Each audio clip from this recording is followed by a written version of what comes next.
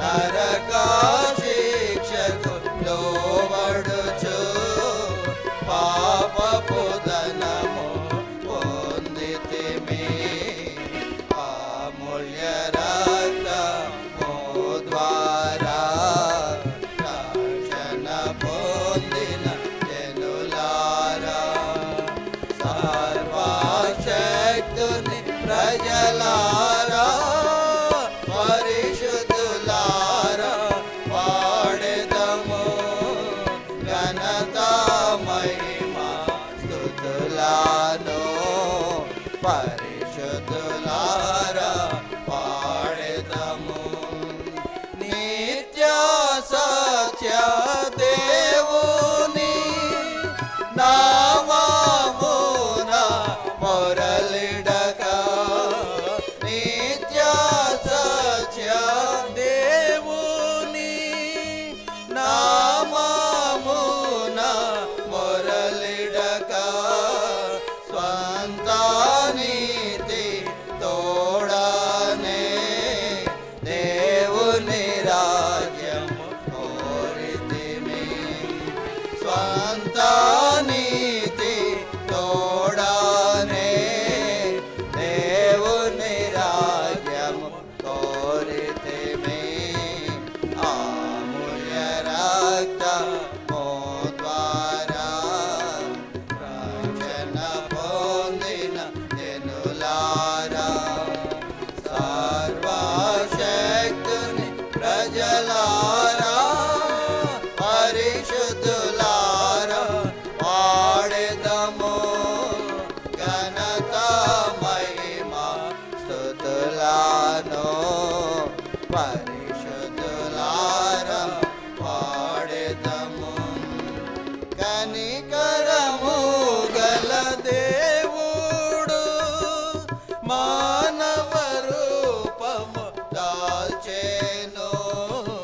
కనికరము గల దేవుడు మానవ రూపము దాల్చెను. ప్రాణము సిలువను బలి చేసి మనలా విమోచించెను. ప్రాణము సిలువను బలి చేసి మనలా విమోచించెను. అమూల్య రక్తము ద్వారా రక్షణ పొందిన జనులారా, సర్వశక్తుని ప్రజలారా, పరిశుద్ధులారా, పాడెదము ఘనత మహిమ స్తుతులను. పరిశుద్ధులారా పాడెదము. తన రక్తధారలలో మన పాపములను కడిగి, తన రక్తధారలలో మన పాపములను కడిగి, మన కన్నులను తెరచి మనలా నింపెను జ్ఞానముతో. మన కన్నులను తెరచి మనలా నింపెను జ్ఞానముతో. అమూల్య రక్తము ద్వారా రక్షణ పొందిన జనులారా, సర్వశక్తుని ప్రజలారా, పరిశుద్ధులారా, పాడెదము ఘనత మహిమ స్తుతులను. పరిశుద్ధులారా పాడెదము. పాపులమైన మన మీద తనయ చర్య ఘన ప్రేమ. పాపులమైన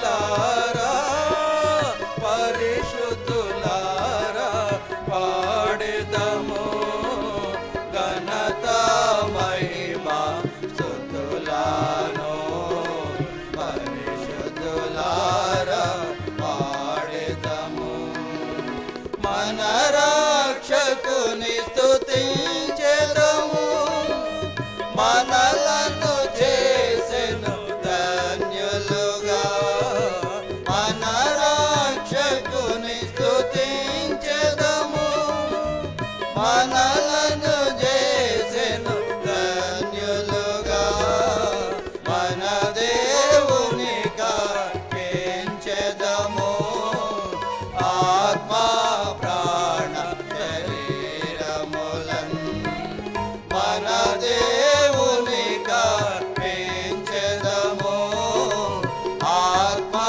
ప్రాణ శరీరములను అమూల్య రక్తము ద్వారా రక్షణ పొందిన జనులారా సర్వశక్తుని ప్రజలారా పరిశుద్ధులారా పాడెదము ఘనత మహిమ స్తుతులను పరిశుద్ధులారా పాడెదము. ప్రార్థన చేసుకుందాం.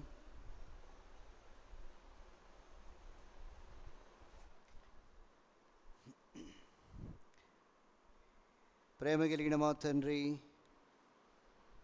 జీవం కలిగిన మా దేవ, మీకు వందనములు స్తోత్రాలు చెల్లిస్తుంటున్నాం. ప్రభా, యొక్క బైబిల్ స్టడీలో మీరు మాతో కూడా ఉన్నందుకే స్తోత్రములు. మీ యొక్క సన్నిధి మాతో కూడా ఉంచండి నాయన. మీ యొక్క సహాయం మాకు దయచేయం. మీ వాక్యముల ద్వారా మాతో మాట్లాడుతున్నామని ప్రార్థిస్తున్నాం నాయన. మీ వాక్యము వెల్లడి ఎగుడుతోనే వెలుగు కలుగునన్నారు. ఆ వెలుగును కలిగి జీవించినట్టు కూడా సిద్ధపరచమని ప్రార్థిస్తున్నాం నాయన. మీకు స్తోత్రములు, వందనములు. ఇలాగన మా ప్రభా నాయన, మీ వాక్యం ద్వారా మేము ప్రభా సరిచేయబడి వాక్య ప్రకారము జీవించినట్లు సిద్ధపరచండి ప్రభా. మమ్మల్ని మేము మోసపరచుకునకుండా వాక్య ప్రకారము ప్రవర్తించువారమైనట్లు సిద్ధపరచమని ప్రార్థిస్తుంటున్నాం మా తండ్రి. ఈ రాత్రి సమయంలో ప్రభా నాయన పాటల ద్వారా మయంపరచబడుతూ వచ్చినారు. వందనాలు చెల్లిస్తున్నాం. మీ వాక్యం ద్వారా మాతో మాట్లాడుతున్నామని ప్రార్థిస్తున్నాం ప్రభా. మరి వర్షకారణాన్ని చాలామంది రాలేకపోతూ వచ్చినారు. అయినప్పటికీ ప్రభా ఆన్లైన్లో వీక్షించినట్లు అలాగున నాయన మీ కృప చూపించి నడిపించమని కూడా ప్రార్థిస్తున్నాం. సమస్తము విషయాల్లో మీరే మాకు సహాయపడుతున్నామని, మీ వాక్యం ద్వారా మమ్మల్ని సంధించమని, మా హృదయాలను సంధించి యోగ్యముగా నీ కొరకే ముందుగా సిద్ధపరచమని నాయన వందనాలు చెల్లిస్తూ, మీ వాక్యం ద్వారా మా హృదయాలను తృప్తిపరిచి నడిపించమని ప్రార్థిస్తూ, మహిమ ఘనత స్తుతి ప్రభావాలు ఆరోపించుకుంటూ మా రక్షకుడైన యేసు క్రీస్తు వారి యొక్క పరిశుద్ధమైన నామములో ప్రార్థించి వేడుకుంటున్నాం తండ్రి. ఆమేన్.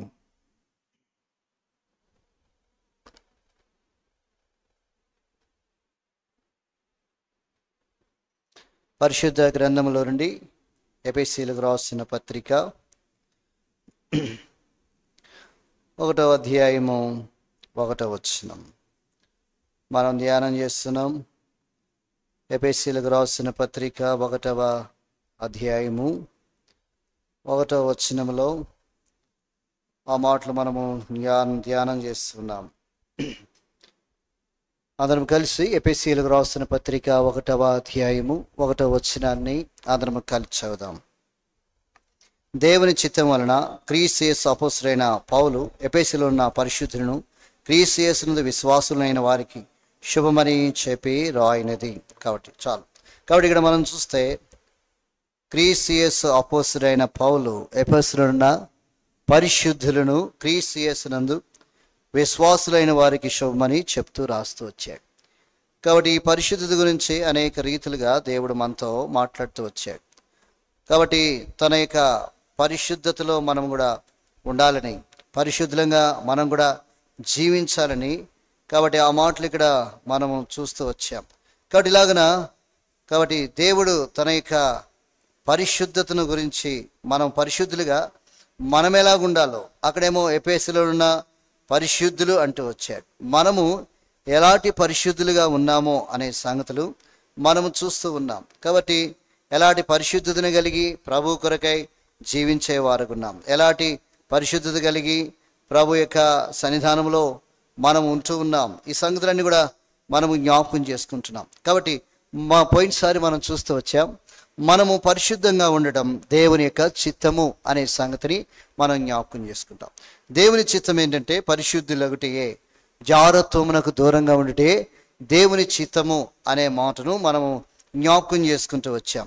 కాబట్టి ఈ దినము అదే కాబట్టి మాటలు మనం జ్ఞాపకం చేసుకుంటూ మొదటి దశలోనికైలకు 4వ అధ్యాయము 5వ వచనంలో అక్కడ ఆ మాటలు మీలో ప్రతివాడును ఆ దేవుని ఎరగని అన్యజనుల వలె కామాభిలాషి యందు కాక పరిశుద్ధత యందును ఘనత యందును తన ఘటమును ఎట్లు కాపాడుకొనవలెనో అది ఎరిగి ఉండుటే దేవుని చిత్తం. కాబట్టి ఇక్కడ మనం చూస్తాం, రెండవదిగా మనం చూస్తూ వస్తాం. నిన్న 3వ విషయాన్ని పోయినసారి మనం చూసాం. 4వ విషయం ఏంటంటే మీలో ప్రతివాడును అనే మాట, ప్రతి వారికి ఈ మాట హెచ్చరిక చేస్తూ ఉన్నాడు. మీలో ప్రతివాడును దేవుని ఎరగని అన్యజనుల వలె అనే మాట మనం జ్ఞాపకం చేసుకుంటాం. ప్రతి ఒక్కరు కూడా దేవుని ఎరగని అన్యజనుల వలె కామాభిలాషి యందు కాక ఎట్లున్నారంట, పరిశుద్ధత యందును తన ఘటమును ఎట్లు కాపాడుకొనవలెనో అది ఎరుగుటే దేవుని చిత్తం. పరిశుద్ధత యందు ఘనత యందు కూడా ఎట్లా తన ఘటమును తనను తాను ఎట్లు కాపాడుకోవాలో అది ఎరిగి ఉండుట దేవుని చిత్తము అనే మాట మనం చూస్తాం. కాబట్టి దేవుని చిత్తాన్ని మనము నెరవేర్చే వారంగా ఉండాలి. మనలో ప్రతి వారము కూడా ఆ దేవుని చిత్తాన్ని నెరవేర్చాలి అంటే కాబట్టి మనము అన్యజనుల వలె ఉండొద్దు అనే మాట మనం చూస్తాం. వారు ఏంటంటే దేవుని ఎరగని అన్యజనుల వలె మనం ఉండకుండా చాలా జాగ్రత్తగా మనం ఉంటూ రావాలి. కాబట్టి ఆ పరిశుద్ధత యందు ఘనత యందు మనం ఘటాన్ని మనము కాపాడుకుంటూ జీవించే వారంగా ఉండాలి. కాబట్టి అనేక సార్లు మన యొక్క ప్రవర్తన, మన జీవితం చూస్తే కాబట్టి దేవుని ఎరగని అన్యజనుల వలె మనలో చాలా రకములైనటువంటి కనబడుతూ వస్తాయి. దేవుని ఎరగనటువంటి వారంగా మనం ఉన్నట్లుగా మనం కనబడుతూ వస్తాం. ఎరిగిన వారమే కానీ కాబట్టి ఎరగనటువంటి స్థితి మనలో ఉండడం మనం చూస్తూ వస్తాం. అంటే మీలో ప్రతివాడు అనే మాటను మనం చూస్తాం. ప్రతి ఒక్కరికి కూడా ఒక హెచ్చరిక ఏంటంటే దేవుని ఎరగని అన్యజనుల వలె మీరు ఉండొద్దు అనే సంగతిని జ్ఞాపకం చేస్తున్నాడు. కాబట్టి లోకంలో మనం చూస్తే దేవుని ఎరగని వారు ఎలాగుంటారో వారి ప్రవర్తన, వారి మాటలు, వారి చూపు, వారి తలంపులు, వారి యొక్క విధానం అంతా కూడా కాబట్టి వేరుగా ఉంటూ వస్తాయి. అంటే మనము అన్యజనులకు వేరుగా కనబడుతూ రావాలి. కాబట్టి అన్యజనుల ఆచారములు అభ్యసింపకుండా మనం ఏం చేయాలంటే మనము జాగ్రత్తగా చూసుకునే వారంగా మనం ఉంటూ రావాలి. అనేక సార్లు అన్యజనుల ఆచారాలు మనలో ఉండడం మనం చూస్తూ వస్తాం. అన్యజనుల వలె ప్రవర్తించడము మనం చూస్తూ వస్తాం. కాబట్టి ఇవన్నీ కూడా మన యొద్ద నుండి తొలగించబడేవిగా మనం ఉంటూ రావాలి. అంటే వాటన్నిటి నుంచి కాబట్టి మనము దూరంగా ఉండేవారంగా మనం ఉంటూ రావాలి. ఎందుకనంటే అనేక సార్లు మన జీవితంలో ఏం చేస్తామంటే అన్యజనులతో సహవాసం చేసే వారంగా ఉంటూ వస్తాం. కాబట్టి అన్యజనులతో సహవాసం చేసి వారికి లాగా జీవించాలని కోరుతూ వస్తాం. కీర్తనలు 106:35 ఒక మాట రాయబడింది. కీర్తనలు 106:35 ఆ మాటలు చదవండి. అన్యజనులతో సహవాసము చేసి వారి క్రియలను నేర్చుకుని వారి విగ్రహములకు పూజ చేసిరి, అవి వారికి ఏమైనా ఉరి ఆయను. కాబట్టి ఇక్కడ మనం చూస్తాం అన్యజనులతో సహవాసం చేసి ఏం చేసినారు, వారి క్రియలు నేర్చుకున్నారు. ఇప్పుడు కాబట్టి దేవుని ప్రజలముగా అన్యజనులతో సహవాసం చేసి వారి క్రియలు నేర్చుకుంటే, వారికి లాగా ఉంటే, వారికి లాంటి ప్రవర్తన కలిగి ఉంటే కాబట్టి మన జీవితంలో ఏమి లాభాన్ని మనం పొందుతూ వస్తాం. చూడండి, ఆ మాటకు వస్తే యెషయా గ్రంథము 2వ అధ్యాయంలో ఆ మాటలు మనకు కనబడతాయి. చూడండి, యెషయా గ్రంథము 2వ అధ్యాయము 5-6 వచనాల్లో అక్కడ ఒక మాట మనం చూస్తాం. 2వ అధ్యాయం, యెషయా గ్రంథం 2వ అధ్యాయం 5 వచనాలు. యాకోబు వంశస్థులారా రండి, మనం యెహోవా వెలుగులో నడుచుకుందాము. యాకోబు వంశమగు ఈ జనము తూర్పును నిండిన జనుల సాంప్రదాయములతో నిండుకొని ఉన్నారు. వారు ఫిలిష్తీయుల వలె మంత్ర ప్రయోగము చేయుదురు, అన్యులతో సహవాసం చేదురు కనుక నీవు వారిని. కాబట్టి ఎప్పుడైతే మనం అన్యుల వలె దేవుని ఎరగని అన్యజనుల వలె ప్రవర్తిస్తామో దేవుడు మనల్ని ఏం చేస్తాడు? విసర్జిస్తాడు అనే సంగతిని జ్ఞాపకం చేసుకోవాలి అనేక సార్లు. అందుకే అన్యుల ఆచారములు సాంప్రదాయములు మనలోకి రావడం మనం చూస్తాం. అనేక సార్లు ఆ ఆచారములు సాంప్రదాయములు వారికి లాగా మనం ఎప్పుడైతే చేస్తామో దేవుడు మనం విసర్జిస్తున్నాడని జ్ఞాపకం చేసుకోవాలి. వారికి లాగా జీవించడం నేర్చుకుంటూ వస్తాం. కాబట్టి వారికి వేరుగా ఉండవలసినటువంటి వారము, వారి ఆచారములు వారి సాంప్రదాయములు ఆ లోక మర్యాద అంతా కూడా ఏం చేస్తుంది? మనలోనికి వచ్చేస్తామని. కాబట్టి ఎక్కడ చూసినా ఈనాడు దేవుని ఎరిగినటువంటి వారు ఎరగని వారు వలె, దేవుని ఎరగని అన్యజనుల వలె ప్రవర్తించడం మనం చూస్తూ వస్తాం. ఎక్కడ చూసినా అవే మనకు కనబడతాయి ఈనాడు. కాబట్టి వేరైనటువంటి జీవితము, ప్రత్యేకత కలిగిన జీవితము చూపించలేకపోవట మనం చూడగలుగుతూ వస్తాం. అందుకే అంటాడు చూడండి, కొరింథీయులకు రాసిన 2వ పత్రికలో 6వ అధ్యాయంలో ఓ సంగతి మనం చూస్తాం. మీరు అవిశ్వాసులతో జోడుగా ఉండకుడి, నీతికి దుర్నీతితో ఏమి సాంగత్యము, వెలుగునకు చీకటితో ఏమి పొత్తు, క్రీస్తునకు బెలియాలతో ఏమి సంబంధము, అవిశ్వాసితో విశ్వాసికి పాలెక్కడిది, దేవుని ఆలయమునకు విగ్రహములతో ఏమి పొందిక, మనము జీవము గల దేవుని ఆలయమై ఉన్నాము. అందుకు దేవుడిలాగా సెలవిచ్చినాడు, నేను వారిలో నివసించి సంచరింతును, నేను వారి దేవుడినై ఇందును, వారు నా ప్రజలైందురు. కావున మీరు వారి మధ్య నుండి బయలువెడలి ప్రత్యేకముగా ఉండుడి, అపవిత్రమైన దాన్ని ముట్టకుడని ప్రభు చెప్తున్నాడు. మరియు నేను మిమ్మల్ని చేర్చుకుందును, మీకు తండ్రిని ఇందును, మీరు నా కుమార్తెలునై ఇందురని సర్వశక్తి గల ప్రభు ఏం చేస్తున్నాడు? చెప్తున్నాడు. అందుకే మీరు అవిశ్వాసులతో జోడుగా ఉండకడి. 14 వచ్చిన మనం చూస్తే అవిశ్వాసులతో జోడుగా ఉండకడి, నీతికి దుర్నీతితో ఏమి సాంగత్యం. నీతి కలిగినటువంటి మనం, ప్రభువుని ఎరిగి నీతిమంతులుగా జీవించేటువంటి మనము దుర్నీతితో ఏమి సంబంధాన్ని సాంగత్యాన్ని మనం కలిగి ఉంటాం. వెలుగునకు చీకటితో ఏమీ సంబంధం. కాబట్టి వెలుగు కలిగినటువంటి మనము చీకటి సంబంధులతో వారి ఆచారాలు నేర్చుకొని వారికిలాగా ఉండి వారికిలాగా ప్రవర్తించి మనము చీకటి కార్యాల్లో మునిగిపోతూ ఉన్నాం. అంతేకాకుండా అక్కడ క్రీస్తునకు బెలియాలతో ఏమి సంబంధం? యేసుక్రీస్తు వారికి ఇప్పుడు సాతానికి ఏమి సంబంధం లేదు. కాబట్టి అలాంటి స్థితిని మనం కలిగి ఉండకుండా జాగ్రత్తగా ఉండాలి. కాబట్టి అవిశ్వాసితో విశ్వాసికి పాలెక్కడిది. విశ్వాసి కాబట్టి అవిశ్వాసితో ఎక్కువగా మనం స్నేహం చేస్తే మనము కూడా అలాగనే తయారవుతూ వస్తాం. కాబట్టి విశ్వాసికి అందుకే అవిశ్వాసితో పాలు లేకుండా జీవించాలి. కాబట్టి ఇప్పుడు మనం ఏమైనాము? దేవుని ఆలయమునకు విగ్రహములతో, దేవుని ఆలయమునకును విగ్రహాలు పూజించే వారితో ఏమి పొందిక అనే సంగతిని మనం చూస్తాం. మనము జీవము గల దేవుని ఆలయమై ఉన్నాం. కాబట్టి అందుకనే దేవుడు సెలవిస్తూ వచ్చాడు, నేను వారిలో సంచరిస్తా, వారి దేవుడును, వారు నా ప్రజలై ఉంటారు. కాబట్టి వారి మధ్య నుండి బయలు ఎట్లా ఉండాలి? మీరు ప్రత్యేకత. ఇది క్రైస్తవ జీవితం. క్రైస్తవ జీవితం అంటే ప్రత్యేకత. వారికి లాంటి స్థితి ఒకప్పుడు కలిగి ఉన్నాం, అలాంటి ఆచారాలు సాంప్రదాయాలు కాబట్టి అన్ని కూడా ఒకప్పుడు కలిగి ఉన్నాం.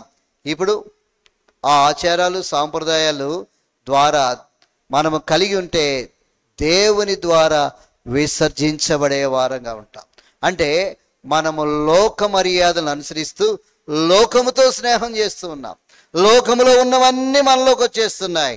ఒక ప్రత్యేకత లేదు. అందుకే మనల్ని చూసిన వారు, మీరు క్రైస్తవులేనండి, కాబట్టి మీరు క్రీస్తుని ఎరిగిన వారేనా, కాబట్టి మీకు తేడా ఏముంది?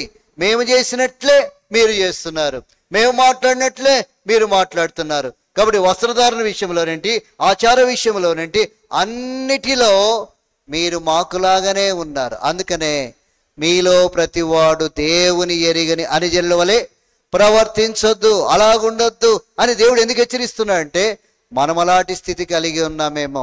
పరిశుద్ధులుగా ఉండవలసిన వారం, ప్రత్యేకత కలిగి ఉండవలసిన వారం, లోక ఆచారాలతో సంబంధం లేనటువంటి వారం. మనము క్రీస్తు వెలుగుతో వెలుగు సంబంధులము. కాబట్టి మనము చీకటి కార్యాల్లో పాలు పొందేవారము కాము. అలాంటి మనము కాబట్టి ఎలాగూ వారితో కలిసి మనం జీవించగలం, వారితో సహవాసం చేసి వారికిలాగా ఉండాలి, వారిలాంటి ఆశ్చర్యాలు కలిగి ఉండాలి. అందుకనే ప్రత్యేకత లేకుండా పోతుంది. అంటే మాదిరికరమైన జీవితం లేదు, యేసు ప్రభువారిని చూపించే జీవితం లేదు, ఒక మాదిరికరమైన జీవితం. కాబట్టి అందరికీ ఎట్లా ఉండాలా? మాదిరికరంగా ఉండాలి. మనం మాదిరికరంగా ఉండి ఇతరులను మాదిరికరంగా ఉండమని తెలియజేస్తూ రావాలి. కాబట్టి క్రీస్తుని చూపించేవారు. కాబట్టి లోకానికి మనకు ప్రత్యేకత కనబడుతుంది.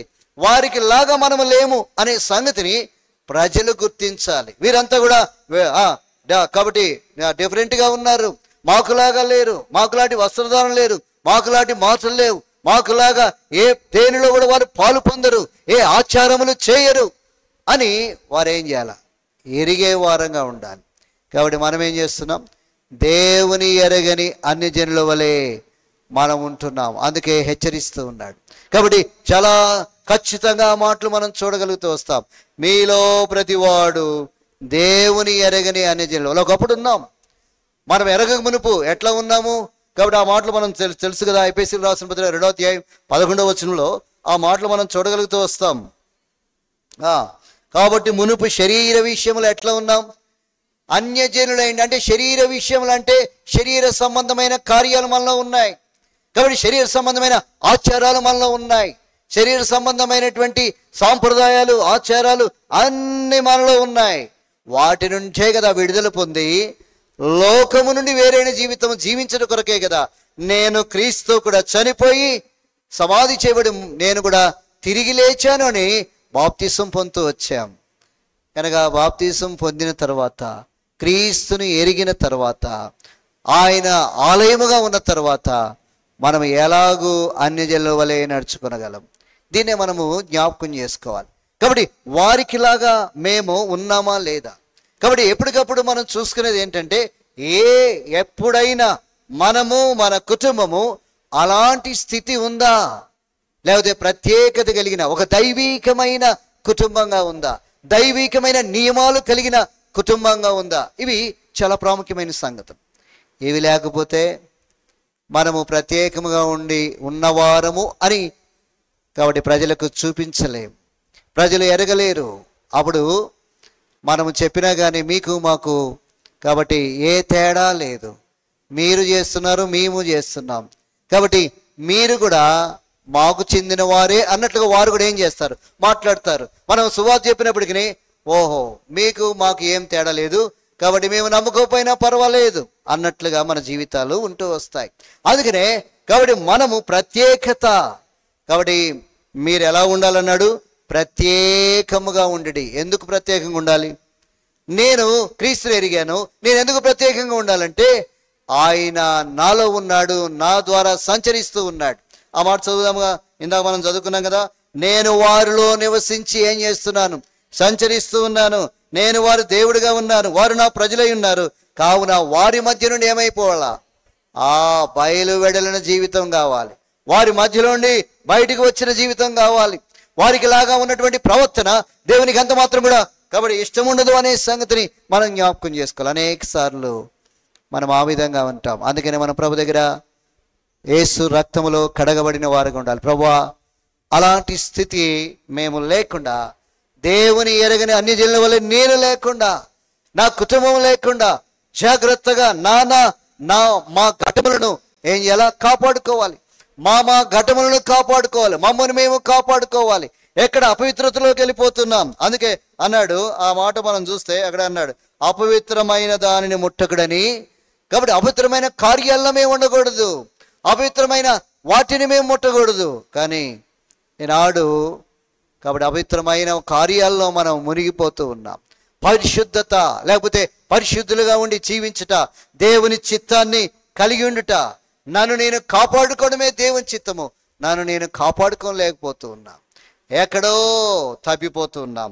ఈ తప్పిపోవడం ద్వారానే సాతానుడు మనల్ని ఏం చేస్తాడంటే లోకపు ఆశలు చూపించి ఇంకా శరీరానుసారం అయిపోతూ వస్తాం. అందుకే మునిపైతే శరీర విషయంలో అన్ని జనులుగా ఉన్నాం, అందుకే శరీర కార్యాల్లో ఉన్నాం, శరీర కార్యాల్లో పాలు పంపులు కలిగి ఉన్నాం. కాబట్టి ఇప్పుడు ఎవరు మనం అంటే శరీరానుసారులము కాదు, ఎవరు మనము ఆత్మానుసారులం, ఆత్మ ద్వారా నడిపించబడేవారు. ఎవరు నడిపిస్తారు నిన్నునంటే పరిశుద్ధాత్ముడు నడిపిస్తాడు. పరిశుద్ధాత్మ నీకు బోధిస్తాడు, ఎలా ఉండాలో ఎలా జీవించాలో పరిశుద్ధాత్ముడు బోధిస్తాడు. ఆ మాట చూస్తే యోహాను సువార్త 14వ అధ్యాయంలో ఆ మాటలు మనకు కనబడతాయి. చూడండి, యోహాను సువార్త 14వ అధ్యాయము 26వ వచనం. ఆదరణకర్తనగా తండ్రి నా నామమున పంపబో పరిశుద్ధాత్మ సమస్తమును మీకేం చేస్తాడు? బోధించి నేను మీతో చెప్పిన సంగతులని మీకు జ్ఞాపకము చేయదును. కాబట్టి పరిశుద్ధాత్మ ఏం చేసి సమస్తము బోధిస్తాడు. మనం ఎలాగుండాలి, ఎవరు బోధిస్తారు ఈ దినాల్లో అంటే పరిశుద్ధాత్ముడు. నీకెవరు కూడా బోధించనక్కర్లేదు, ఇలా ఉండు అని బోధించక్కర్లేదు, ఇలా ఉండమని చెప్పనక్కర్లేదు. పరిశుద్ధాత్మకు నీకు అవకాశం ఇస్తే, పరిశుద్ధాత్మ నడిపింపును కలిగి ఉంటే, ఆత్మ ద్వారా దేవుని స్వరాన్ని వింటూ ఉంటే నీకెవరు చెప్పనక్కర్లేదు. కాబట్టి ఎందుకనంటే ఆయన నీకు బోధించి, కాబట్టి సమస్తము కూడా ఏం చేస్తాడు? కాబట్టి జ్ఞాపకం చేస్తూ వస్తాడు. ఆ మాట కాబట్టి అక్కడ రాయబడింది, నేను మీతో చెప్పుతున్న సంగతులన్నిటినీ మీకేం చేస్తా? జ్ఞాపకం చేస్తా. అందుకే మనకెవరు చెప్పనక్కర్లేదు. పరిశుద్ధాత్ముడు లోపలుండి మనతో మాట్లాడుతూ నువ్వు ఇలాగా ఉండాలి, ఇలాంటి ప్రత్యేకమైన జీవితాన్ని కలిగి ఉండాలి. అపవిత్రత కలిగిన జీవితము నీలో ఉండకూడదు. ఒకప్పుడు ఉన్నావు, ఒకప్పుడు జీవితం అదే. మరలా ఆ మురికిలోనికి వెళ్లకుండా, ఆ అపవిత్రతలోనికి వెళ్లకుండా నీవు ప్రత్యేకమైన జీవితాన్ని జీవించాలి. యోహాను రాసిన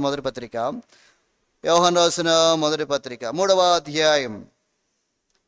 యోహాను రాసిన మొదటి పత్రిక 3వ అధ్యాయము 2వ అధ్యాయము అక్కడ ఒక మాట మనము చూస్తూ వస్తాం. 2వ అధ్యాయము 27వ వచనం. అయితే ఆయన వలన మీరు పొందిన మీలో నిలుచున్నది గనుక ఎవడును మీకు బోధింపనక్కర్లేదు. ఆయన ఇచ్చిన అభిషేకము సత్యమే గాని అబద్ధము కాదు. అది అన్నిటిని గురించి మీకు బోధించిన ప్రకారముగాను, ఆయన మీకు బోధించిన ప్రకారముగాను ఎక్కడ నిలిచి ఉండాలంట? ఆయనలో మీరేం చేయాలా? నిలిచి ఉండుడి. పుట్టినోట్లు ఏమని రాయబడింది? నిలిచి ఉండుడి. ఆయనలో మీరు నిలిచి ఉండాలి. ఆయనలో మీరు నిలిచి ఉండాలంటే మీరు పొందిన అభిషేకము, ఆయన వలన మీరు పొందిన అభిషేకం మీలో నిలుచుంది. ఆయన ద్వారా అభిషేకించబడ్డాం, ఆయన ఆత్మ ద్వారా అభిషేకించబడుతూ వస్తాం. ఇప్పుడు ఆయన మనకు బోధిస్తాడు, సమస్తము బోధిస్తాడు. ఆయన మనకు బోధించాలి. ఈనాడు ఆత్మ ద్వారా బోధించబడడం మనము నేర్చుకోలేదు, ఆత్మ మనతో మాట్లాడము మనము నేర్చుకోలేదు. దేవుని యొక్క ఆత్మ ఏం మాట్లాడుతుంది, దేవుడు ఎలాగ మాట్లాడుతున్నాడు, ఏమి చెబుతున్నాడు, ఈ స్వరము వినుట అనేకులు నేర్చుకొనలేదు. కనుకనే ఎవరు ఏది చెబితే అది మనం నమ్ముతాం, ఎవరు ఏది చెబితే దాని ప్రకారం జీవిస్తూ వస్తాం. ఈ ఆలోచన బాగుంది అంటే దాని ప్రకారం జీవిస్తూ వస్తాం. ఇది మంచిది కాదు, ఇది మంచిది కాదు అనేది దేవుని స్వరము, ఇది మంచిది అని మనం ఏం చేస్తాం? అవ్వమ్మతో అదే కదా సాతానుడు ఏం చేశాడు? ఈ పండు తింటే మీరు దేవదూతలు అయిపోతారు. అబ్బా, నమ్మింది కాబట్టి ఆ మాటలు విన్నది, ఆ బోధ బాగా ఎక్కింది. అందుకే పండును చూడగానే ఏమైపోయింది? చూపునకు రమ్యమైంది. కాబట్టి ఆహారమునకు ఎంతో చక్కగా కనబడుతుంది, మంచిదిగా కనపడింది. కాబట్టి ఈనాడు మనకు అన్ని మంచిగానే కనబడతాయి. కాబట్టి ఎవరేది చెప్పినా మంచిగానే కనపడుతుంది.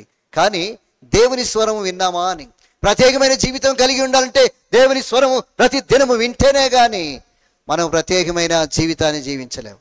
ఏ స్వరం వింటున్నాం మనం? సాతాను స్వరం వింటాం, మనుషుల స్వరం వింటాం. కాబట్టి దేవునితో ఎక్కువ సమయం గడిపితే దేవుని స్వరాన్ని వింటాం. దేవుడు మనతో మాట్లాడేంత వరకు దేవుని సన్నిధిలో గడిపేది మనం నేర్చుకుంటే ఆయన సమస్తమును మీకు ఏం చేస్తాడు? బోధిస్తాడు, జ్ఞాపకం చేస్తాడు. ఇప్పుడు ఈనాడు అది లేదు మనకు. అందుకనే కాబట్టి ఎవరి స్వరమైనా దేవుని స్వరంలాగానే కనపడతా ఉంటుంది. కాబట్టి అది దేవుని స్వరమే అని అనిపించేలాగనుంటూ వస్తుంది. నిజమే, ఇది దేవుని స్వరం, కాబట్టి ఇదంతా కూడా దేవుని స్వరమే అని కనబడుతూ వస్తుంది. అందుకే ఒక మాట చూస్తే అపోస్తుల కార్యములు 12వ అధ్యాయము, అపోస్తుల కార్యములు 12వ అధ్యాయము 20వ వచనంలో మనం చూస్తే 20వ వచనంలో ఒక మాట రాయబడింది. చూడండి, తూరీల మీదను సీదోనుల మీదను అతనికి అత్యాగ్రహం కలిగినందున వారు ఏక మనసుతో రాజునతకు వచ్చి అంతఃపురమునకు పై విచ్చిన కత్తి యొక్క బ్లాస్తును తమ పక్షము చేసుకొని సమాధాన పడవలని వేడుకొనిరి. ఎందుకనగా రాజు యొక్క దేశం నుండి వారి దేశమునకు గ్రాసము వచ్చాను. నియమింపటి దినమందు హేరోదు ఏం చేశాడు? రాజు వస్త్రము ధరించుకొని న్యాయపీఠం మీద కూర్చుండి వారి ఎదుట ఉపన్యాసము చేయగా జనులు ఏమనుకున్నారంటే ఇది దైవ స్వరమే కానీ మానవ స్వరము కాదని ఏం చేస్తున్నారు? కేకలు వేస్తున్నారు. ఇది దైవ స్వరం. హేరోదు మాట్లాడేసరికి అబ్బా ఇది దైవ స్వరమే గాని దేవుని స్వరమే గాని మానవ స్వరం గానే కాదు. మానవుడు అసలు మాట్లాడలేదు. హేరోదులో దేవుడిని మాట్లాడిస్తున్నాడు అనుకుంటూ వచ్చారు. కానీ అక్కడ ఒక మాట రాయబడింది చూడు, 23వ వచనం. అంతటా అతడు దేవుని మహిమ పరచనందున వెంటనే ప్రభుదూత అతని ముత్తని గనక అతడు పురుగులు పడి ప్రాణము విడిచెను. ఈనాడు మనము అలాంటి వారముగా ఉన్నాం. దైవ స్వరమే అనుకున్నాం. ఎవరి స్వరం చూసినా దైవ స్వరము. అసలు దేవుని స్వరము పక్కకు పోయింది. మానవ స్వరం ఏమైపోయింది? దైవ స్వరం అని ఎంచుకుంటున్నాం. అందుకే మానవ స్వరమై దేవుని చిత్తంలా కనబడుతూ ఉంది. కాబట్టి అలా కాకుండా దేవుని దగ్గర కనిపెట్టేది మనం నేర్చుకోవాలి. కాబట్టి ఓ ప్రత్యేకమైన జీవితాన్ని కలిగి ఉండాలి. దేవుని ఎరగని అన్ని జనుల వలె మనం ఉండకూడదు. నేను దేవుని చేత నడిపించబడాలి, దేవుని చేత బోధించబడాలి. సమస్తమును ఆయన నాకు బోధిస్తూ ఉన్నాడు కనుక అట్లాగూ మనం ఏం చేస్తామంటే, కాబట్టి ఈ లోక సంబంధమైన నడక నడవకుండా దేవుని బట్టి మనం నడుచుకుంటూ వస్తాం. దాని కొరకు ఏం చేయాలంటే దేవుని స్వరం వినడానికి ప్రయాసపడాలి. ప్రభు దగ్గర గంటల కొలది గడపాలి. గంటల కొలది ప్రభువా నీ స్వరము నాకు కావాలి, ప్రతి దినము నీ స్వరము ద్వారా నాతో మాట్లాడాలి. కాబట్టి నీ స్వరాన్ని ఖచ్చితంగా స్పష్టంగా నేను వినాలి అని ఏం చేయాలా? దేవుని దగ్గర మనం అడిగేవారం కూడా. లేకపోతే మనము అన్యజనులు చెప్పిన స్వరము మనకు దేవుని స్వరంగా ఉంటుంది. ఎవరైనా ఇష్టమైన వారు చెప్పిన స్వరము మనకు దేవుని స్వరంగానే ఉంటుంది. అన్నీ మనకు దేవుని స్వరమే. అంతా దేవుడు మాట్లాడేదే అనుకుంటూ వస్తాం. ఎంత మాత్రం కూడా కాదు. మీలో ఆయన వలన పొందిన అభిషేకం ఉంది. ఆయన మీతో మాట్లాడతాడు. అది నిలిచేదిగా ఉంది. అందుకే ఆ మాట మనం చదువుకున్నాం కదా, యోహాను రాసిన మొదటి పత్రిక 2వ అధ్యాయంలో ఆ మాటలే మనం ఇందా చదువుతూ వచ్చాం. కాబట్టి ఆయన వలన కాబట్టి మీరు పొందిన అభిషేకం మీలో నుంచి కనుక ఎవడును మీకేం చేయద్దు. ఇప్పుడు ఎవడు బోధించనక్కర్లేదు, దేవుడు బోధిస్తే చాలు. ఎవడను మీకు బోధించనక్కర్లేదు. ఎందుకు అనంటే అక్కడ రాయబడింది ఆయన ఇచ్చిన అభిషేకము సత్యమే గాని అబద్ధము కాదు. అది అన్నిటిని గురించి మాకు బోధించిన ప్రకారం గాను ఆయన మీకు బోధించిన ప్రకారం గాను ఆయనలో మీరు ఏమున్నారు? మీరు ఆయనలో నిలిచి ఉన్నారు. ఆయన బోధిస్తాడు. మనము ఆయనలో నిలిచి ఉన్నామో లేదో మనం ఎప్పుడు కూడా పరీక్ష చేసుకోవాలి. ప్రభా నీలో నిలిచి ఉంటే నీవు నాకు బోధిస్తావు. ఆయనలో నిలిచి లేకపోతే ఆయన స్వరం ఏంటో ఎరగం. కాబట్టి అన్నీ నమ్మి మన జీవితాన్ని నష్టపరుచుకునే వారంగా ఉంటాం. దేవుని స్వరమేదో ఎరగము. కాబట్టి మానవ స్వరమేదో ఎరగము, సాతాను స్వరమేదో ఎరగము. ఎలాగూ నీవు నడిపించగలుగుతూ వస్తావు. కాబట్టి నీ జీవితాన్ని ఎలాగో నడిపిస్తావు? దేవుని స్వరం వినకుండా ఎలాగో నీవు ముందుకు వెళ్ళగలవు. కాబట్టి అక్కడే నష్టపోతూ వస్తాం.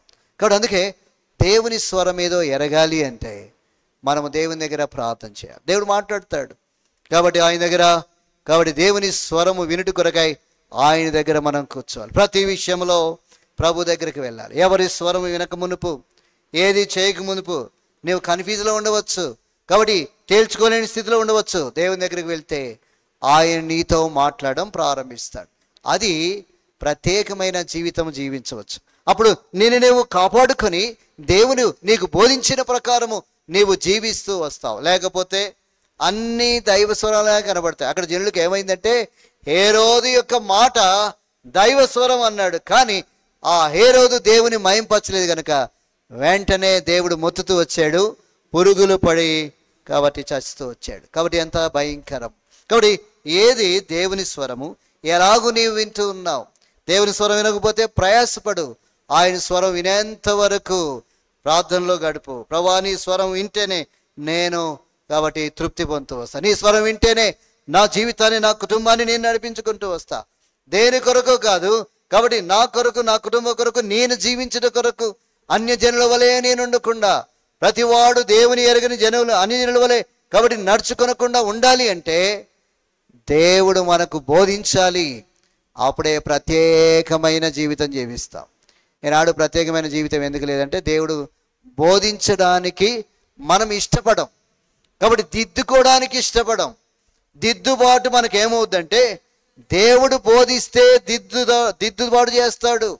నేనేమో సరి చేసుకో అని చెప్తాడు, నువ్వు ఇలాగ ఉండొద్దు అని చెప్తాడు, నీది నీకు సరికాదు అంటూ వస్తాడు. అయినా కానీ మనం ఏం చేస్తాం? నాకు కాదులే అనుకుంటూ వస్తాం. అందుకే దిద్దుబాటు నీకు అసహ్యము కదా. కాబట్టి దిద్దుబాటు అసహ్యంగా ఉంటే నీవు దేని స్వరానికి ఏమి లోబడగలవు అనే సంగతి కూడా మనం జ్ఞాపకం చేసుకుంటూ వస్తాం. అందుకే మనలో దేవుని ఆత్మ ఉంచాడు. ఆ మాట చదువుదాం. చూడండి, కొరింథీయులకు రాసిన మొదటి పత్రిక 2వ అధ్యాయం.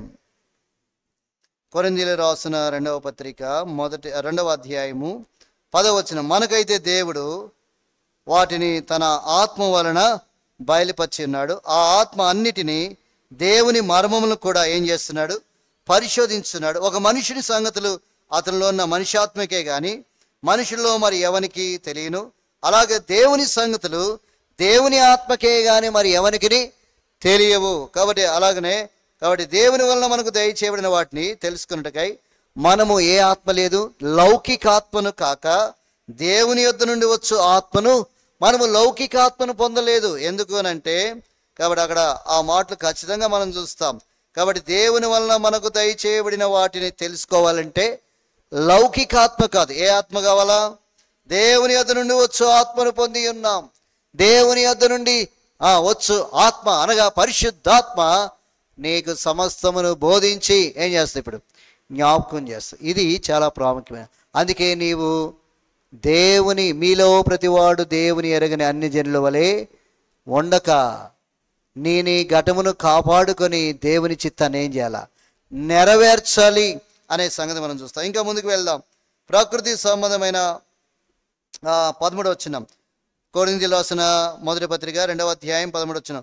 మనుష్య జ్ఞానము నేర్పు మాటలతో కాక ఆత్మ సంబంధమైన సంగతులతో సరిచూచుచు ఆత్మ నేర్పు మాటలతో వీటిని గురించి మేము బోధించున్నాము.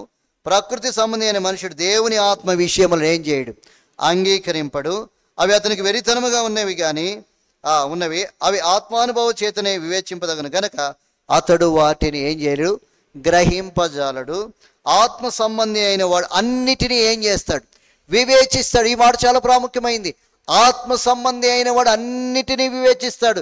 ఇది సరైందా కాదా, ఇది కాబట్టి ఎలాంటి సంగతి అని వివేచన కలిగి ఉంటాడు. ఎందుకని? అతడు ఎవరి చేతనైనా వివేచింపబడు. ఎవరి చేత కూడా అతనికి ఎవరు చెప్పక్కర్లేదు. కాబట్టి దేవుని ఆత్మ చేత అన్ని విషయములు వివేచిస్తాడు. ఇది సరైనదా కాదా, ఇలాగ జీవించవచ్చా జీవించకూడదా, దేవుని ఆత్మ బోధించినప్పుడు ఇంకా అతడు ఎవరిని కూడా అడగక్కర్లేదు వివేచింప. కాబట్టి అతడు ఎవరి చేతనైనను వివేచింపబడడు. ఆ వివేచన కొరకై మనం ఏం చేయాలా? ప్రార్థన చేయాలి. లేకపోతే మనము లౌకికమైన ఆత్మను బట్టి నడుచుకుంటూ వస్తాం. కాబట్టి ఇప్పుడు మనకేదైతే మనకు దేవుడు ఆత్మ ద్వారా బయలుపరుస్తున్నాడో వాటన్నిటినీ మనం ఎరిగి ఉండాలి. దేవుని ఆత్మ ద్వారా మనం బయలుపరచబడుతూ వస్తుంది. దేవుని ఆత్మ ప్రతిదీ మనకు బయలుపరుస్తాడు. అంతేకాకుండా ఇప్పుడు మనం ఏం చేయాలంటే, కాబట్టి మనము దేవుని వలన మనకు దయచేయబడిన వాటిని తెలుసుకున్నట్టుకై మనం ఏ ఆత్మను పొందాలి? దేవుని యొద్ద నుండి వచ్చు ఆత్మను పొందాలి, కానీ లౌకికమైన ఆత్మను పొందకూడదు. లౌకిక ఆత్మను పొందితే నీవు ఎట్టంటే అటు జీవించవచ్చు. లోకంలో ఉన్నటువంటి కాబట్టి అన్నిటినీ మనం అనుభవిస్తాం. కాబట్టి లోకంలో వాటి కొరకే జీవిస్తాం. అయితే నేను ఆత్మ సంబంధమైన వారుగా ఉంటే దేవుని ఆత్మ మనకేం చేస్తుంటే బయలుపరిచేదిగా ఉంటుంది, తెలియజేసేదిగా ఉంటూ వస్తుంది. కాబట్టి అలాగున మనము ఆ ఆత్మను పొంది నడిచే వారంగా మనం ఉంటాం. అందుకే మనం ఏం చేయాలి ఇప్పుడు? కాబట్టి ఆత్మ సంబంధమైన సంగతులతో ఏం చేసుకోవాలి? సరి చూసుకోవాలి. ఇవి ఆత్మ సంబంధమైనవి. బైబిల్ గ్రంథంలో దేవుని వాక్యంలో ఈ విధంగా రాయబడ్డాయి కనుక ఆత్మ సంబంధమైన సంగతులు ఆత్మ సంబంధమైన వాటితోనే ఏం చేయాలా? సరి చూసుకోవాలి. కాబట్టి ఆ ఆత్మ నేర్పు మాటలతో వీటిని గురించి మేము బోధించున్నాం అన్నాడు. మేము బోధించేది కూడా ఆత్మ సంబంధమైనవే, లౌకిక సంబంధమైనవి బోధించడం లేదన్నాడు. కారణం ఏంటంటే లౌకికాత్మను మనం పొందలేదు. లోకములో ఉండే ఆత్మ ద్వారా మనం నడిపించబడకూడదు. కాబట్టి ఒక ప్రత్యేకమైన జీవితాన్ని కలిగి ఉన్నాం. కాబట్టి ఒక మాదిరికరమైన జీవితాన్ని మనము కలిగి ఉండే వారంగా మనం ఉంటూ రావాలి. ఎందుకనంటే ప్రకృతి సంబంధి అయిన మనుషుడు, లౌకిక ఆత్మ ఉంటే ఏముంటుంది, మనకు ప్రకృతి సంబంధులుగా జీవిస్తూ వస్తాం. కాబట్టి ప్రకృతి సంబంధి అయిన మనుషుడు దేవుని ఆత్మ విషయమును అంగీకరించాడు. కాబట్టి దేవుని ఆత్మ విషయములు చెబితే అంగీకరించాడు ఎవరు? ప్రకృతి సంబంధంగా జీవించేవాడు, లౌకికాత్మను కలిగిన వాడు, లోక జ్ఞానము కలిగిన వాడు ఏమాత్రం కూడా అంగీకరించడు. నాకు తెలుసులే అనుకుంటూ వస్తాడు. కానీ దేవుని ఆత్మ బోధించినప్పుడు కాబట్టి అతడు సరి చేసుకొనుచు సరి చూసుకుంటూ వస్తాడు. ఆ మాట కూడా రాయబడింది కదా.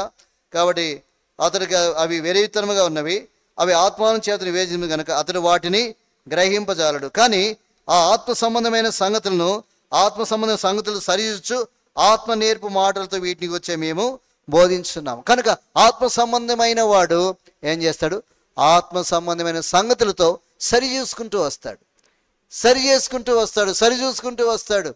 కానీ లౌకికాత్మను కలిగిన వాడు, ప్రకృతి సంబంధమైన మనిషికి అవి వెరితనంగా కనబడతాయి, వాటిని గ్రహింపలేడు. దేవుని ఆత్మ విషయాలను శరీర సంబంధమైన వ్యక్తి లేకపోతే అన్యజనుడిగా ఉన్నటువంటి వ్యక్తి గ్రహించలేడు. కాబట్టి మనమైతే ఆత్మ సంబంధులుగా ఉన్నాం. మనం ఏం చేయాలా? ఇప్పుడు ఆత్మ సంబంధమైన అన్నిటినీ వివేచిస్తాడు. అతను ఎవరి చేతను కూడా వివేచింపబడ్డాడు. ఎందుకో చివరిలో ఒక మాట ఉంది, 16వ వచనం, ప్రభువు మనసు ఎరిగి ఆయనకు బోధింపగలవాడేవాడు. మనమైతే ఏ మనసు ఉంది? మనకు క్రీస్తు మనస్సు ఉంటే మనకెవరు బోధించనక్కర్లేదు. ప్రభువు మనస్సు కలిగి క్రీస్తు మనసు కలిగిన వారము కనుక ప్రభు మనసు కలిగి ఆయనకు బోధించేవాడేవాడు? ఆయన మనస్సు మనం ఎరగలమా? మన మనసు ఆయన ఎరిగి ఉన్నటువంటి వాడు. కాబట్టి మనము క్రీస్తు మనసు కలిగినటువంటి వారం. క్రీస్తు యేసును కలిగిన ఈ మనస్సు మీరును కలిగి ఉండి అన్నాడు. ఆ మనస్సు అది ఎంత చక్కని మనస్సు, దాని కొరకు ప్రయాసపడాలి. కాబట్టి అలాగూ దేవుని చేత మనము బోధించబడి మన ఘటములను ఏం చేస్తామంటే కాపాడుకుంటూ వస్తాం. నన్ను నేను కాపాడుకోవాలి, అది దేవుని చిత్తం. పరిశుద్ధంగా ఉండి అన్యజనుల వలె ఉండకుండా నన్ను నేను కాపాడుకునటమే దేవుని చిత్తము అనే సంగతిని మనం చూస్తాం. కాబట్టి మన ఘటం విషయంలో అంటే మన విషయంలో మనము ఎలాగున్నాము, ఎలాగూ జీవిస్తున్నాము, ఇది ప్రాముఖ్యమైన సంగతి.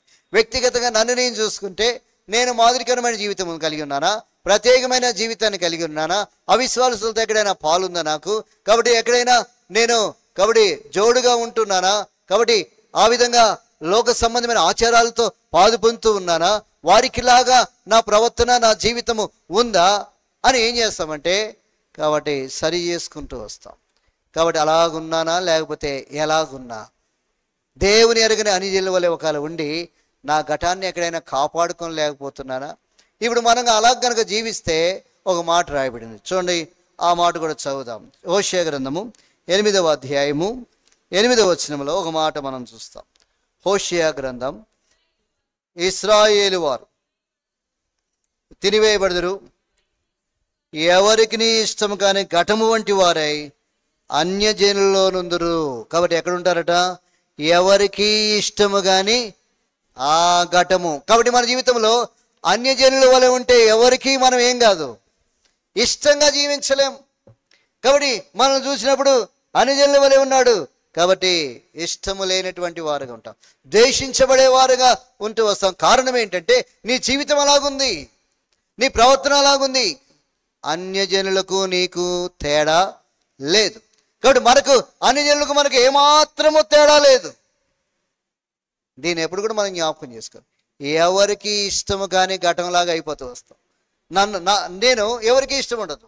కాబట్టి కారణం ఏంటి అంటే నా ప్రవర్తన బాగాలే, నా చూపులు బాగాలే, నా యొక్క తలంపులు బాగలే, నా యొక్క వస్త్రధారణ బాగలే, నాది ఏమీ కూడా బాగలే, మాదిరికరమైన జీవితమే లేదు. కానీ పేరుకు క్రైస్తవుని నేను. ఎవరు నన్ను ఇష్టపడుతూ వస్తారు? అబ్బా చాలా మంచిగా జీవిస్తాడు ఆ వ్యక్తి, చాలా దైవికమైన వ్యక్తి, దేవుని వాక్య ప్రకారం జీవిస్తాడని చెప్పగలరా? ఆ తలంపులు కలిగినటువంటి వాడని చెప్పగలరా? కాబట్టి మనం సమాజంలో నడుస్తూ ఉంటే, మనం వెళ్తూ ఉంటే ఆ వ్యక్తి దైవభక్తి కలిగినటువంటి వాడు అని చెప్పగలరా? దైవభక్తి కలిగినటువంటి వారు కనుక వారి నుంచి మనము నేర్చుకోవాలి. వారు నిజమైన దేవుణ్ణి కలిగి ఉన్నారు అని మన ద్వారా వారు ఏం చేయాలి? వాక్యం లేకుండానే పట్టబడాలి. వాక్యం లేకుండానే మన ప్రవర్తన విషయంలో మన ప్రవర్తన చూసి వారు దేవుని దగ్గరికి రావాలి. అది నిజమైన సాక్ష్యం. మనం చెప్పుకోవడం కాదు. అనేకసార్లు మనకు దొరికితే మన గురించి మనం ఎంత డబ్బా అయినా కొట్టుకుంటాం మనం. కాబట్టి ఎంత కొట్టుకోవాలో అంత కొట్టుకుంటాం మనం. నేనంటే కాబట్టి ఇలాగున్నా, నేను ఇట్లా ఎంత కొట్టుకుంటామో. మనం కాదు, మన వెనక మనల్ని పరీక్షించేవారు ఉంటారు, మన వెనకాల మనల్ని గమనించేవారు ఉంటారు. మన వెనకాల మనం నడుస్తూ ఉంటే, మన పరిశుద్ధ గ్రంథాన్ని పట్టుకొని నడుస్తూ ఉంటే, ఈ వ్యక్తి ఎలాంటి వాడు, పరిశుద్ధ గ్రంథాన్ని పట్టుకొని నడుస్తున్నాడు, ప్రభుని ఎరిగా అని చెప్తున్నాడు, ఈ వ్యక్తి సంగతి ఏంటి తేల్చాలని వాళ్ళు కూడా అనుకుంటూ వస్తారు. వాళ్ళు కూడా చూస్తూ వస్తారు. ఒకవేళ ఎవరైనా తెలిసిన వారు ఉంటే వాళ్ళ సంగతి మాకు తెలుసండి, వారికి మాకు తేడా ఏమి లేదు కదా, అయితే మేము కాబట్టి మాకు ఇష్టమైన సమయంలో గుళ్ళకి వెళ్ళి మొక్కుకొని వస్తాం. వారు కూడా క్రైస్తవులు కాబట్టి వారి దేవుడికి వెళ్ళి మొక్కుకొని వస్తారు. ఇదే తేడా, ఏ తేడా ఉండదు. వారికి మనకి ఏ తేడా ఉండదు. మన గురించి ఒక మంచి విషయాన్ని వారు చెప్పలేనటువంటి స్థితి, వారు ఒక మంచి సాక్ష్యాన్ని మన గురించి చెప్పలేనటువంటి స్థితి. ఎవరికి ఇష్టము కాని జీవితం ఇదే. కాబట్టి మన గురించి మనం చెప్పుకోవద్దు, మన గురించి ఇతరులు సాక్ష్యం ఇవ్వాలి. కాబట్టి మన గురించి, అందుకే దేవుడు హనోకు గురించి దేవుడు సాక్ష్యం ఇచ్చాడు, హేబేలు గురించి కాబట్టి దేవుడు సాక్ష్యం ఇచ్చాడు, ఆ యొక్క దావీదు గురించి దేవుడు సాక్ష్యం ఇచ్చాడు. మరి మన సాక్ష్యం సంగతో మన సంగతో. కాబట్టి మీలో ప్రతివాడు దేవుని ఎరగని అన్యజనుల వలె ఉండొద్దు. మాదిరికరమైన జీవితం కావాలి. వంకర జీవితం నుంచి విడిపించబడ్డాం. ఒకప్పుడు మన జీవితంలో వంకర జీవితమే. కాబట్టి ఆ వంకరైన స్థితి నుంచి మనం ఏం చేయబడ్డాం? తొలగించబడి పవిత్రత, పరిశుద్ధతలోకి వచ్చాం. అపోస్తుల కార్యములు 2వ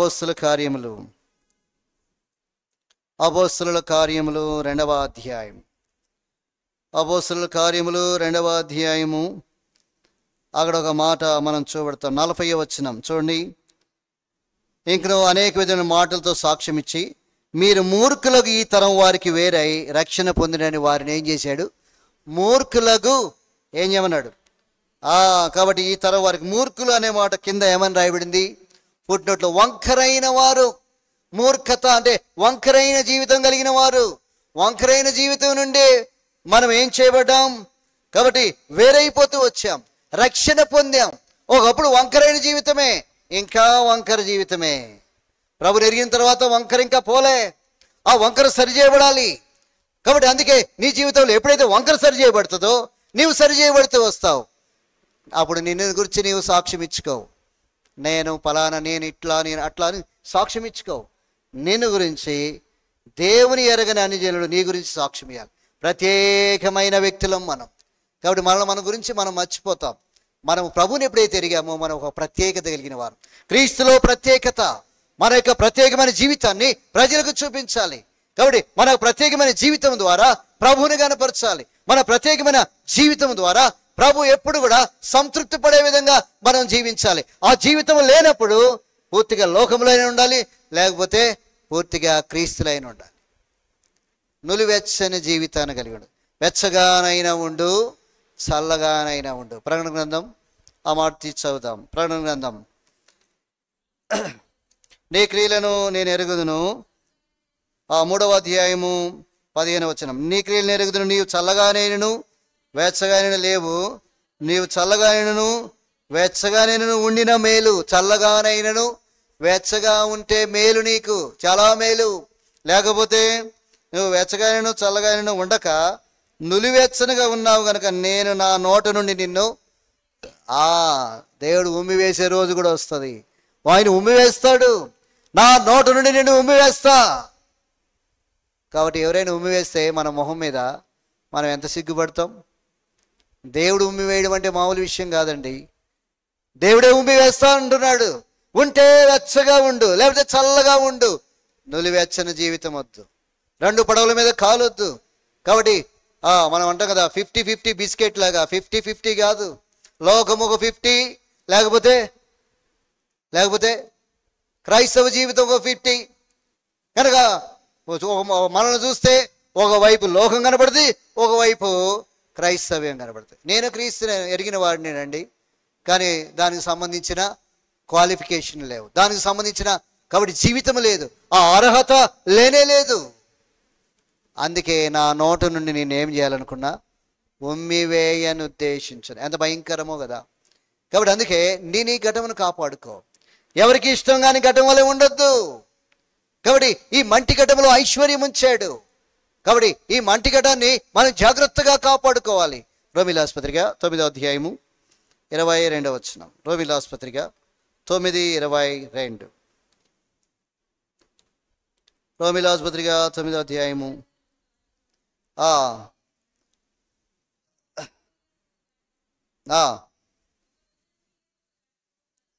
ఘనతకును ఒకటి ఘనహీనతనకును చేయుటకు మంటి మీద కుమ్మరవానికి అధికారం లేదా?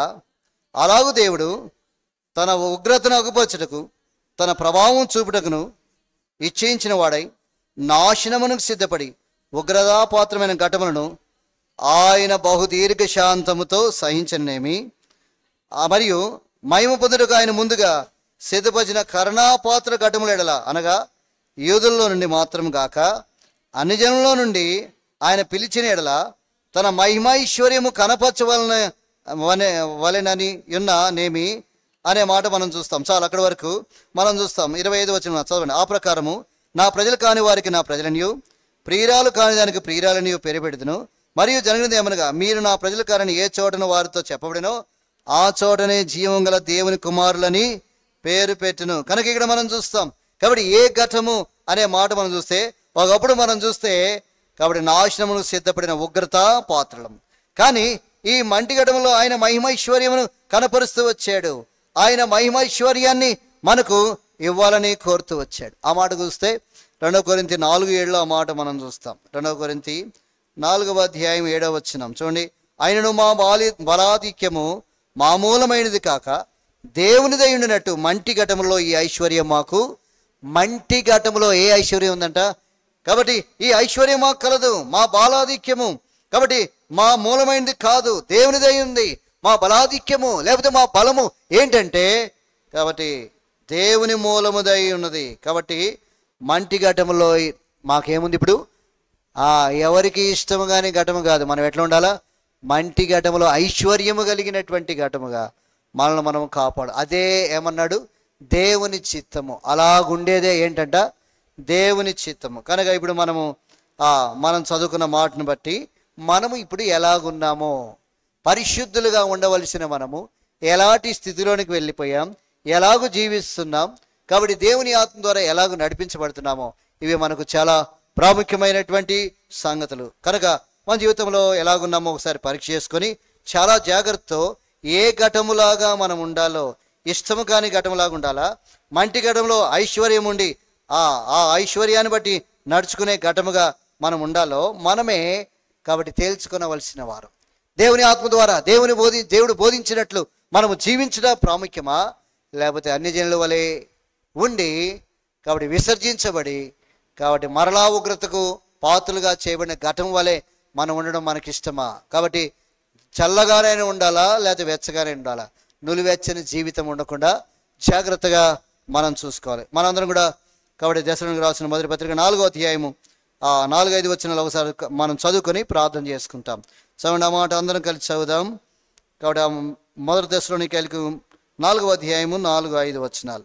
మీలో ప్రతి వాడును దేవుని ఎరిగిన అనిజల్ల వలె కామాభిలేషందు కాక పరిశుద్ధత ఎందును ఘనత ఎందును తన ఘటమును ఎట్లు కాపాడుకొనవలెనో అది ఎరిగిండుటే. కాబట్టి అది ఎరిగి ఉన్నామా లేదా మనమే తెలుసుకోవాలి. కాబట్టి ఆ వంకరైన మార్గాల్లోంచి దూరంగా ఉండి మనము అలాగూ దేవుని చిత్త ప్రకారం నడుచున్నామా లేదా కాబట్టి చూసుకొనొచ్చు, సరి చేసుకొనొచ్చు. కాబట్టి ఆత్మ సంబంధమైన సంగతులను ఆత్మ సంబంధమైన సంగతులతో సరి చూసుకోవచ్చు. ప్రభు దగ్గర మనం ఎలాగున్నాం కాబట్టి మనమే ప్రభుకు అప్పగించుకొని అలాగూ జీవించినట్లు పరిశుద్ధ ఆత్మ మనకు సహాయపడి నడిపించును గాక. ప్రార్థన చేసుకుంటాం. కళ్ళు మూసుకోండి, ప్రార్థన చేస్తాం. ఎలాగున్నామో హృదయంలో ఒక్క నిమిషము మౌనంగా ఉండి ఎవరికి వారంగా దేవుని వాక్యాన్ని బట్టి అపోస్తలుడైన పౌలు హెచ్చరించినట్లుగా మీలో ప్రతి వాడును దేవుని ఎరగని అనుజనుల వలె ఉండకుండా పరిశుద్ధులంగా అలాంటి జీవితం ఉండకుండా పరిశుద్ధమైన జీవితమే జీవించడం కొరకు నేను ఈ ఘటమును కాపాడుకున్నట దేవుని చిత్తం అన్నాడు. పరిశుద్ధత యందు ఘనత యందు నా ఘటము నేను కాపాడుకోవాలి. అలాంటి ఘటం వలె ఉండి దేవుని మహిమపరిచే ఘటంగా ఉన్నామా లేకపోతే, కాబట్టి మన జీవితాన్ని మనం నష్టపరుచుకుని లోకాన్ని బట్టి మనం నడుచుకుంటున్నామా? ఎలాగుంది మన ఘటము, మన జీవితం ఎలాగుంది, మన సాక్ష్యం ఎలాగుంది, మన యొక్క ప్రవర్తన ఎలాగుంది? అన్ని జనులకు వారికి వేరైన ప్రత్యేకమైన జీవితాన్ని కలిగి ఉన్నామా లేకపోతే వారికి లాంటి జీవితాన్ని కలిగి ఉన్నామా? మనం ప్రత్యేకింపబడిన వారమని గుర్తించలేని స్థితిలోనే మనం ఒకవేళ ఉంటే ఎలాగూ ఆయన కొరకై మనం జీవించగలం? కాబట్టి మనమే అలాగున మౌనంగా ఉండి హృదయంలో ప్రార్థన చేసుకుందాం. దేవుని యొక్క సన్నిధిని అనుభవించుతూ వస్తాం. మనం సరి చేసుకున్నప్పుడే దేవుడు మనల్ని కరుణించి నడిపించేవాడుగా ఉంటూ వస్తాడు. అలాగనే మన జీవితాలు సమర్పించుకుందాం.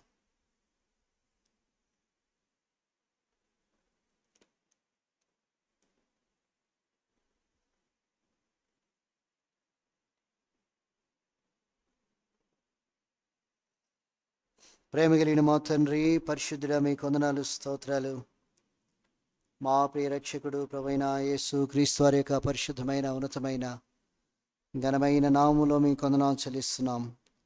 బైబిల్ స్టడీలో మాతో మాట్లాడిన లేఖన భాగములన్నీ కొరకే వందనాలు ప్రభా. పరిశుద్ధులగుటే కాబట్టి ఎఫెసులో ఉన్న పరిశుద్ధులకు విశ్వాసులైన వారికి శుభమని చెప్పి రాస్తూ వచ్చాడు. మేము ఎలాంటి పరిశుద్ధత మేము కలిగి ఉన్నాం, దాని మీద ధ్యానం చేస్తూ ఉన్నాం. పరిశుద్ధులముగా అపవిత్రమైన దాన్ని ముట్టకుండా, కాబట్టి ప్రభా మేము జీవం గల దేవుని ఆలయమై ఉన్నామని ఎరిగి మీరు మాలో నివసిస్తున్నారు, మా ద్వారా సంచరిస్తున్నారు. అయితే మేము ఎలాగున్నామో సరి చేసుకున్నట్టు కొరకు ప్రభా, దేవుని ఎరగని అనుజనుల వలె మా ఘటం ఉందా? ఎవరికి ఇష్టము కాని ఘటం వలె ఉన్నామా? ఉగ్రతా పాత్ర నాయన ఆ యొక్క ఘటముగా ఉన్నామా? నాశనం సిద్ధపడిన ఘటముగా ఉన్నామా? లేకపోతే మంటి ఘటములో మా బాలాధిక్యము కాక మంటి ఘటంలో ఐశ్వర్యం ఉంచారు, ఆ ఐశ్వర్యమును పొంది మేము నడుస్తున్నామా? కాబట్టి ప్రజలు మమ్మల్ని చూసినప్పుడు ఎలాంటి స్థితిలో ఉన్నామని ఎరగలిగిన వారు ఉంటారో నాయన కనుక, అందుకే మంచి సాక్ష్యము కలిగి మాదిరికరమైన జీవితము కలిగి అన్యజనుల సాంప్రదాయాలకు ఆచారాలకు మేము ప్రభా ఎంత మాత్రం కూడా చోటివ్వక ప్రత్యేకమైన జీవితం, మాదిరికరమైన జీవితాన్ని కలిగి ఉన్నట్లు ప్రభా మా ఘటనలు కాపాడుకున్నట్లు సిద్ధపరచండి. అదే దేవుని చిత్తం. కాబట్టి దేవుని స్వరాన్ని విని మేము నడుచున్నట్లు దేవుడు సమస్తమును బోధించి మీకు జ్ఞాపకం చేస్తా అన్నాడు. అలాగన మీరు జ్ఞాపకం చేసే దేవుడు కనుక ప్రభా మీ స్వరము మేము విని నడిచినట్టుగా, మీకు లోబడినట్లుగా ప్రభా మీ స్వరము వినుట కొరకై ప్రయాసపడి అలాగున మీ స్వరం వినుచు నాయన ప్రభా అన్నిటినీ మీ ద్వారా వివేచించి ఆత్మ సంబంధమైన మనుషులుగా మేము జీవించినట్లు, ప్రకృతి సంబంధమైన మనుషుడు వివేచించలేడు, అవి వెరితనంగా ఉంటూ వస్తాయి అని తెలియజేస్తూ వచ్చినారు. కనుక ఆత్మ సంబంధమైన సంగతులతోనే సరిచూసుకొనొచ్చు ప్రభా మేము నడిచినట్లు సిద్ధపరచమని మీ వాక్యాన్ని బట్టి స్తుతిస్తున్నాం. మీ వాక్యం ద్వారా బయలుపరచబడిన ప్రతి వాక్కు కొరకే వందనాలు. దైవించి ఆశీర్వించమని, వాక్య ఆశీర్వాదాలు దయచేయమని ఇక్కడ కూడా మమ్మల్ని అందరూ కూడా మీ చేతులకు అప్పచెప్తుంటున్నాం. ఆన్లైన్లో వీక్షించిన వారిని కూడా దీవించమని స్తోత్రములు వందనములు చెల్లిస్తూ అనే విషయాల్లో కృపను కోరుకుంటూ నాయన మరలా ప్రభా రేపటి దినం ప్రభా మరి మీ సన్నిధి మాత గురించి శుక్రవారం ప్రభా మరి నాయన ఉదయకాలం 11 గంటలకు ప్రభా సిస్టర్స్ కూడిక, రాత్రి 9 గంటలకు ప్రభా హాఫ్ నైట్ ప్రేయర్లో కూడా తోడుగుండి నడిపించమని ప్రార్థిస్తున్నాం. రేపటి దినం జరిగే ప్రతి పరిచర్లో మీరు ఉండండి ప్రభా. శనివారం కృతజ్ఞత కూడికలో ఉండండి. ఆదివారం 9:30 గంటలకు ప్రభా నాయన ఆరాధనలో తోడుగుండి నడిపించండి. ఇలాగున వారి కార్యక్రమాలన్నింటిలో కూడా మీ సన్నిధించి నడిపించమని ప్రార్థిస్తూ మమ్మల్ని సిద్ధపరచమని, మంటి ఘటములో ఐశ్వర్యం ఉంచి మీ చిత్తాన్ని నెరవేర్చి మీకు సాక్షులుగా ఉన్నట్టు సిద్ధపరచమని మహిమ ఘనత స్తుతి ప్రభావం చెల్లిస్తూ మమ్మల్ని మీకు అప్పగించుకుంటూ మా రక్షకుడైన యేసు క్రీస్తు వారి యొక్క పరిశుద్ధమైన నామములో ప్రార్థించి వేడుకుంటున్నాం తండ్రి, ఆమేన్. దయచేసి గమనించండి, రేపు ఉదయకాలం 11 గంటలకు సిస్టర్స్ కూడిక, రాత్రి ఆ యొక్క 9 గంటలకు హాఫ్ నైట్ ప్రేయర్ మనం కలిగి ఉంటూ వస్తాం. ఇలాగన వారి కార్యక్రమం కొరకే ప్రార్థించండి, పాలు పంపులు కలిగి ఉండండి. మన తండ్రి దేవుని ప్రేమ, ప్రభువైన యేసు క్రీస్తు వారి యొక్క కృప, పరిశుద్ధాత్మనిక అన్యోన్య సహవాసము, సన్నిధి సహాయం ఇక్కడ కూడిన మనకును సకల పరిశుద్ధులకును ఇప్పుడు ఎల్లప్పుడు సదాకాలము తోడై ఉండునుగాక. ఆమేన్ ఆమేన్. కొనిపోవా ప్రభు యేసు వచనం, జయించు వారిని కొనిపోవా ప్రభు యేసు వచనం. మంత్రించు కొనేదరుగా వారే సమస్తము, స్వతంత్రించు కొనేదరుగా వారే సమస్తము, జయించు వారిని కొనిపోవా ప్రభు యేసు వచనం, జయించు వారిని కొనిపోవా ప్రభు యేసు వచనం. ప్రైజ్ లార్డ్ అందరికీ. Praise lord.